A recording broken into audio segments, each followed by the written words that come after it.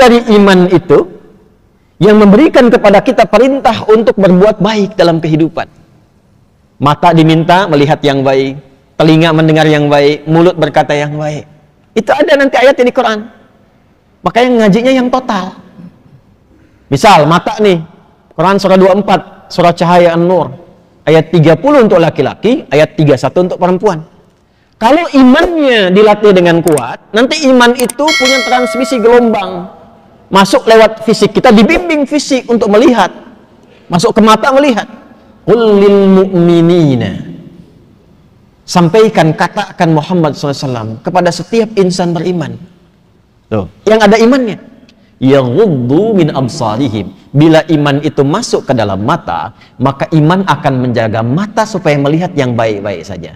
Yang tak layak dilihat, iman akan berkata, palingkan. Makanya mata itu punya pandangan standar iman, punya pandangan standar yang bukan beriman.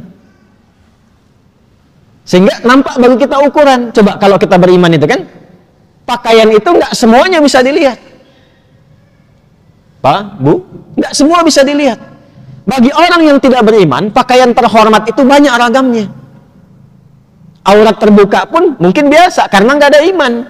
Bagi orang beriman tidak, imannya mengatakan palingkan, itu dilarang. Ada batas yang harus dilihat. Jadi kalau di tempat lain tertentu misalnya ada yang mengatakan itu biasa saja, itu pakaian terhormat untuk mereka. Iya, karena nggak ada imannya. Nah, bagi orang beriman itu standarnya apa? Standar iman. Itu yang menentukan hubungan kita dengan Allah. Makanya ada aturan dan ada hikmah di dalamnya. Coba kalau antum lihat tayangan-tayangan misalnya, lihat gambar di YouTube atau misalnya tayangan dan sebagainya, ada terbuka aurat. Iman itu pasti otomatis bekerja. Kalau imannya kuat, palingkan. Kadang dia istighfar, astagfirullah, palingkan. Dan nggak ada yang terlambat, nggak ada lisan istighfar mata nggak berpaling, astagfirullah, salah ini. Ada. Wasari'u ila maghfirah, cepat dia istighfar. Demikian masuk ke lisan juga begitu. Itu imannya dulu sebelum lisannya. Ya, Quran surah 49 Al-Hujurat ayat 11 sampai 12. Ya ayyuhalladzina amanu. Iman dulu. La yasra qaumin qaum. Lisan orang beriman itu tidak mudah mencela. Ini semakin tinggi imannya, semakin baik kosakatanya karena isi hatinya baik semua.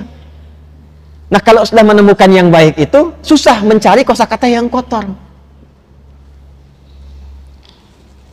Al-Hasan cucu Nabi tahu? Radhiyallahu ta'ala anhu. Nggak tahu cucu Nabi. Kalau kenal mungkin nggak kenal, tapi nggak tahu itu nggak mungkin itu. Cucu Nabi. Al-Hasan dan Al-Husain pernah dengar ya? Kami di pesantren itu membuka ruang tunggu ada dua, kanan dan kiri. Di pesantren yang sedang kita bangun. Kami berikan namanya dua cucu Nabi, Al-Hasan dan Al-Husain. Dan setiap tempat ada bangunannya, di situ ada edukasinya. Kenapa dinamakan Al-Hasan? Di situ ada sejarahnya, siapa beliau dan sebagainya, dan seterusnya. Al-Hasan itu punya anak. Kalau ingin melihat perilaku yang paling mirip dengan Nabi, itu Al-Hasan. Kalau ingin melihat wajah yang paling mirip dengan Rasulullah SAW, itu Al-Husain. Makanya belajar sejarah bagaimana akhlaknya Al-Hasan Ibn Ali ya bin Abi Thalib radhiyallahu ta'ala anhu. Belajar sejarah.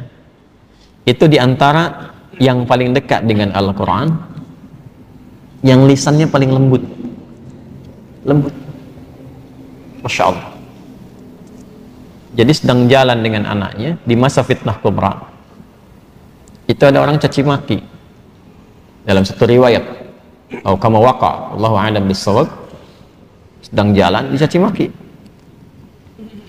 Begitu dicaci maki, kan ada satu masa fitnah kubra itu, ada fitnah yang sangat besar, sampai orang berani mencaci maki cucunya Nabi SAW.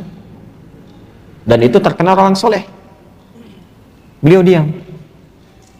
Anaknya berkata kepada ayahnya, abati lima lam tarud, atau kama qala, ayah, kenapa enggak dijawab? Maksudnya enggak diklarifikasi bahwa enggak benar demikian. Apa jawabnya? Wala adri kaifa arud. Bapak tuh enggak tahu cara jawabnya bagaimana.